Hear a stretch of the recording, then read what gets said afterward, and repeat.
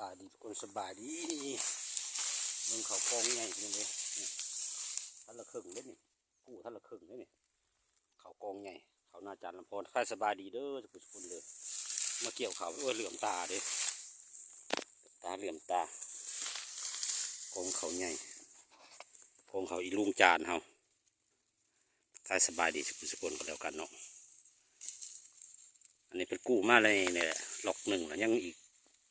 หลายตาที่พระท่านละเกี่ยวที่พระท่านละเก็บกู้ขึ้นมาถือว่ากองใหญ่เติบเขามากเลยพี่น้องขนาดวานอันน่ะบ่งามปานใดเด้อนี่แต่ว่ามิดมันนะพี่น้องมิดมันมากเดี๋ยวไปเบิ่งมองเพิ่นเกี่ยวตอนนี้เพิ่นกำลังจะเกี่ยวอยู่เดี๋ยวไปเบิ่งอันสาวผู้ไทยเกี่ยวเขาทุกคนมันจะคือกับแถวผู้ลาวเขาอยู่บ่เขาเจ้าเกี่ยวเขานะบ่อยากคือกันปานใดได้ทุกคนเลยเขาเจ้าเฮ็ดแบบใดล่ะมันจะมีความแตกต่างกับตีแถวเฮาเกี่ยวเด้อโดยเฉพาะแถวบ้านภูขาเองเนาะแถวเมืองไชยภูทองเขาเจ้าจะเกี่ยวแบบหนึ่งอีกแล้วก็อยู่เมืองวิระบุรีเขาเจ้าก็จะเกี่ยวแบบหนึ่งอีกทุกคนเดี๋ยวไปเบิ่งนำกันอันนี้เป็นเกี่ยวแล้วเรียบร้อยอันนี้แดดหนึ่งแล้วนี่บรรยากาศช่วงบ่ายพี่น้องแดดช่วงบ่ายคือแดดในบ้านเนาะแดดมุกกี่เท่าหรือแดดแบบใดบาทเนี้ยแม่นบ่เอาพัชเขากล้องบันยิ้มซะกล้องเด้อง่อยออกซ่องเลยนี่ใช้แล้วผู้สาวยิ้มซะกล้องใช่ไหม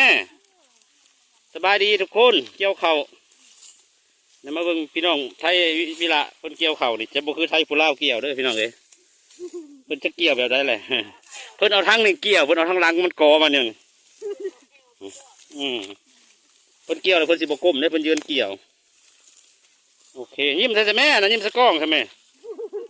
โอ้ยยันกล้องบ้านหนึ่งโอ้กล้องเขาสิแตกบ้านนี้แหละพี่น้องเลยสาวผู้ไทยเพิ่นเกี่ยวเข่านี่เพิ่นสิเกี่ยวแล้วเพิ่นสิมัดเลยได้ทุกคนเลยเพิ่นบ่ได้ตากไว้คือเฮาเด้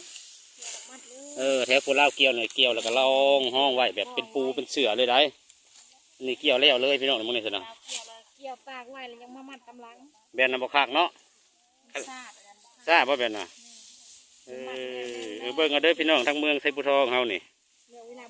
เมืองวิระบุรีอันนี้เพิ่นเกี่ยวแนวนี้นะคอยกระฮักจะมาเคยเกี่ยวแบบนี้แหละตอนแรกคอยว่าสิเกี่ยวเป็นบ่เกี่ยวแล้วพันมัดไว้เลย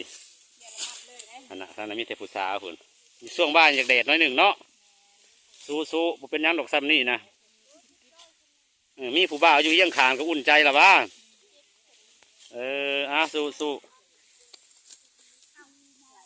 เพิ่นเกี่ยวเข่าแบบนี้พี่น้องเลยเขาจะอธิบายว่าสู้พังจังไดแล้วเพิ่นเกี่ยวเพิ่นกระมัดไปนำเอาบ่เอาบ่ตอกนี่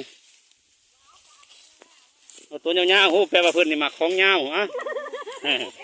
ของสันๆนี่บ่มักเพิ่นเห็นว่าถึงใจเราหัวเลาะเลยนะโอเค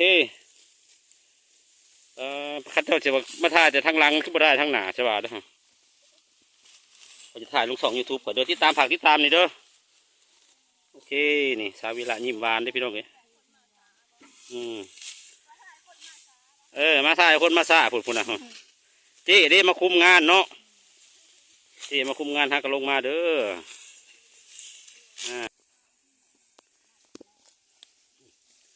เบิ่งโพนเข่าทุกคนสังเกตโพนเข่าพุ่นนะโพนเข่าจนมีหมวางเลย